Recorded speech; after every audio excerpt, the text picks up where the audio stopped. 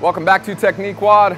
My name is Doug Larson with the Barbell Shrugged Podcast. Today we're going to talk about dumbbell snatches, which have been showing up more frequently in competitions around the country, and more specifically they showed up at regionals this past year, and it caught a lot of people off guard, and the fact that they had never really practiced dumbbell snatches until they saw that they were programmed at that event. So we'll go over those here in just a second, but real quick I want to touch on why I like dumbbell snatches. I think they're great, especially for beginners, because they're not very technical. They're pretty easy to do, kind of like deadlifts aren't that technical, compared to snatches. You'll probably be able to learn deadlifts and do deadlifts very well before you can perfect your snatches and do your snatches perfectly. So I like dumbbell snatches in that respect. It's a fast, powerful movement, but it's pretty easy to learn compared to full snatches and full clean and jerks. Okay? So we'll go over the technique real quick. I like to have the dumbbell right in between my feet, and I like to have it this direction as opposed to this direction. So right between my feet, knees out, heels down, straight elbow.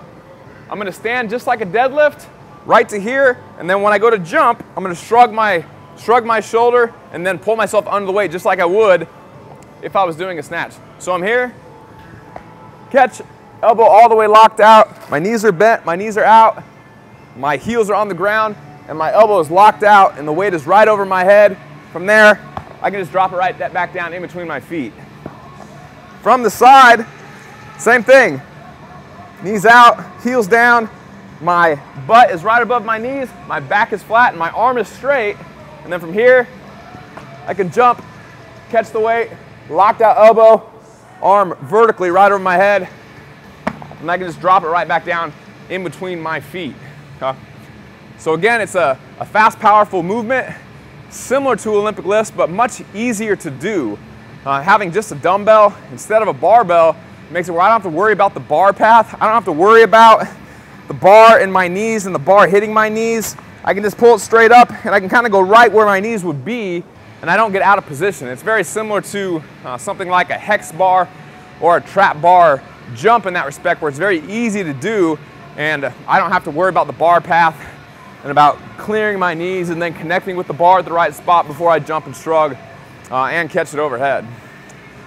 There was one more thing I was going to say. What was I going to say? Single arm stuff. Single arm benefits. That is another benefit. The fact that it is a single arm movement kind of automatically makes it a core stability type exercise. Anytime you have weight in one arm, it's wanting to pull me to the side, it's wanting to rotate me, and resisting that lateral bending and resisting that rotation is a big part of core stability type training. Since stability means not moving in the presence of potential change, basically you're strong enough to control the movement and strong enough to keep yourself from moving. It has a nice core stability benefit kind of built in because it's a heavy one-sided or asymmetric exercise. There's one other thing that I was going to say that I can't remember what it was. It's driving me nuts.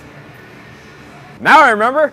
Okay, what I was going to say was the Olympic lifts as a whole, the reason that most people do them is because they want to train to be explosive. And that basically means that they're training rate of force development. They want to be able to apply a lot of force very quickly, and that's what explosive exercise is basically all about. The inherent problem with weightlifting, cleans, jerks, and snatches is that they're technical movements, and you don't really get that training effect. You don't really get that power, that peak power, that explosiveness, or that improvement in rate of force development until you're actually pretty good at the lifts. When you're first learning, you're doing just the bar, you're really doing more technique stuff, and until you get to a certain level of proficiency, the athletic benefit doesn't really show up in the way of improved explosive power and rate of force development. You work on your mobility, you're working on your posturing and positioning, and that's all good stuff, but your rate of force development and your peak power output doesn't really change that much until you're pretty good at it. Okay? I figured I'd say that 3 times, that way you'd really get it. But while you're learning the Olympic weightlifting lifts, snatches, cleans, and jerks with a bar, doing dumbbell snatches is a great option because they're so easy to learn. You can load them up heavy. If you pull nice and heavy, you're here, and then you miss it. You can just drop it on the ground. It's not that big of a deal, just like weightlifting.